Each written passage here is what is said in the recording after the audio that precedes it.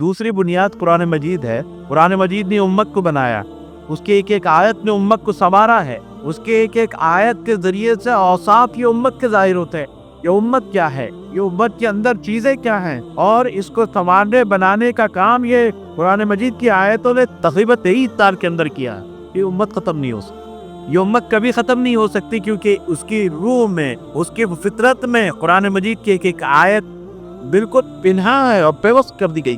لیکن کیا ہم یہ نہیں سمجھتے ہیں کہ مسلمان جس کو حلال سمجھتا ہے اس کو حلال سمجھ کر کھاتا ہے، اور جس کو حرام سمجھتا ہے زندگی بھر اسے نظر بھر کر بھی نہیں دیکھتا؟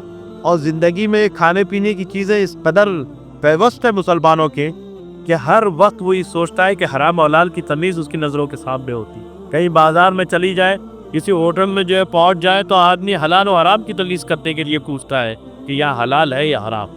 یعنی اللہ اس کے رسول کی تعلیمات اس کی زندگی میں پیوست ہے اس قدر کہ وہ اپنے حلال و حرام کے معاملات کو ہر وقت چیک کرتے رہتا ہے کہ کون سی چیز اسے کھانی چاہیے یا نہیں کھانی چاہیے۔ تو قرآن مجید نے امت کو بنایا، یہ اس لیے امت کبھی بھی ختم نہیں ہو سکتی جب تک یہ قرآن مجید کی آیتیں باقی ہیں۔